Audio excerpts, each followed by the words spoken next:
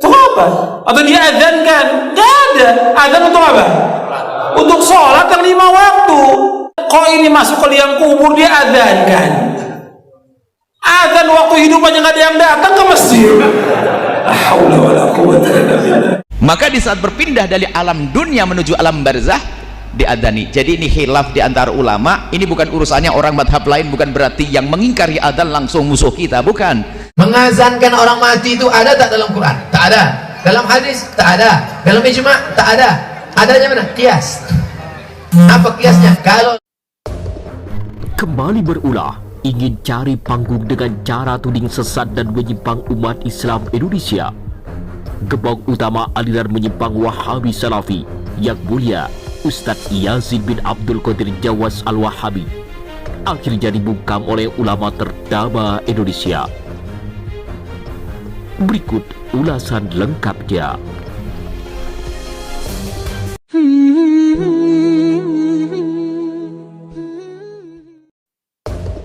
Dunia maya Indonesia kembali dihebohkan oleh viralnya pernyataan salah satu tokoh utama pendiri aliran menyimpang Wahabi Salafi. Dalam tayangan yang mendapat kecaman keras itu, Ustadz Yazid bin Abdul Qadir Jawas Al-Wahabi kembali mengeluarkan fatwa yang sangat menghina dan merendahkan jutaan umat Islam Indonesia.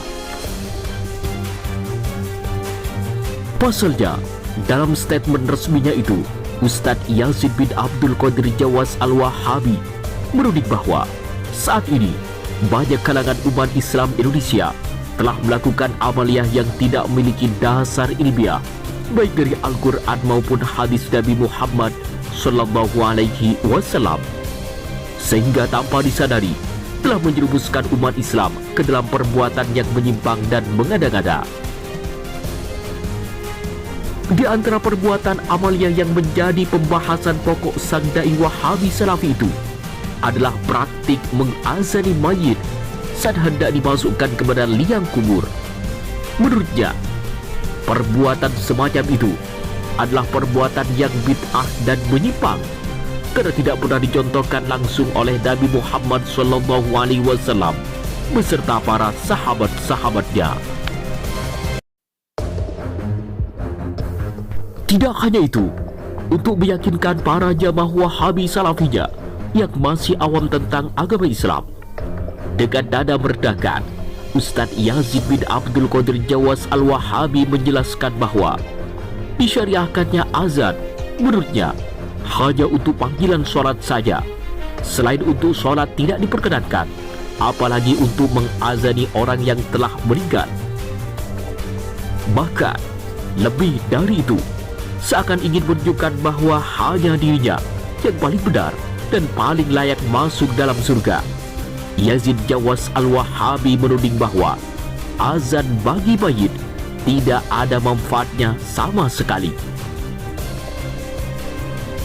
Agar lebih jelas, berikut adalah fatwa kontroversial menyesekkan dari pendiri sekaligus penyebar aliran menyimpang Wahabi Salafi Indonesia yang mulia Ustadz Yazid bin Abdul Qadir Jawas Al-Wahabi.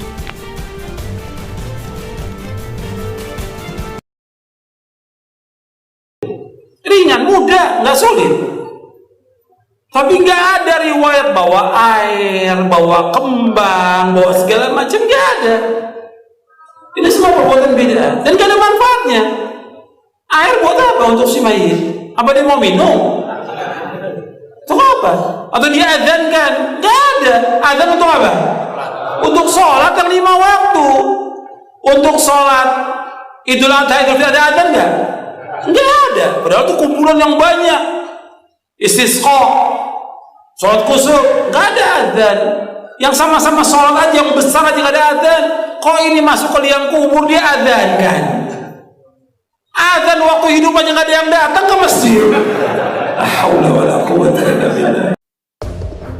Sebuah pernyataan yang sangat menyesatkan, tidak ilmiah, tidak patut untuk dicontoh oleh semua kalangan umat Islam.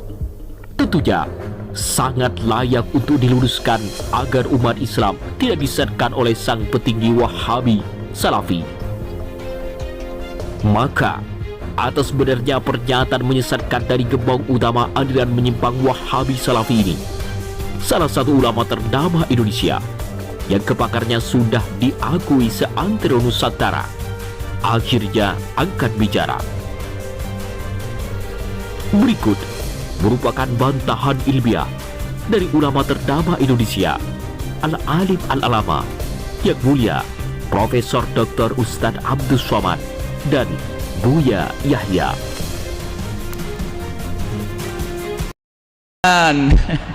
Mengadani orang meninggal dunia, jawabnya adalah kita tidak usah bicara ulama di luar madhab kita Imam Syafi'i. Di dalam madhab Imam Syafi'i terjadi dua pendapat.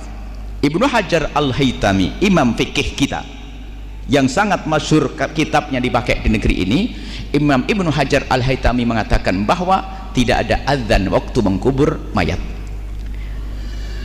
tidak ada azan. Ulama yang lainnya mengatakan ada azan.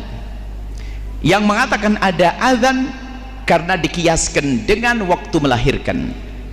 Sayyidina Rasul mengadani Sayyidina Hasan dan Husain waktu kelahirannya. Jadi waktu berpindah dari alam rahim ke alam dunia dikumandangkan kalimat takbir dan tahlil. Maka di saat berpindah dari alam dunia menuju alam barzah diadani. Jadi ini khilaf di antara ulama. Ini bukan urusannya orang madhab lain, bukan berarti yang mengingkari adzan langsung musuh kita, bukan. Sebab di dalam madhab kita Ibnu Hajar Al-Haytami itu gurunya yang punya Fathul Mu'in, yang pernah mendengar kitab Fathul Mu'in, mengatakan adzan tidak ada. Jadi ini sederhana, kalau Anda masuk kampung biasa diadzani, ada pendapat ulama yang diikuti, yang tidak adzan ya enggak apa-apa.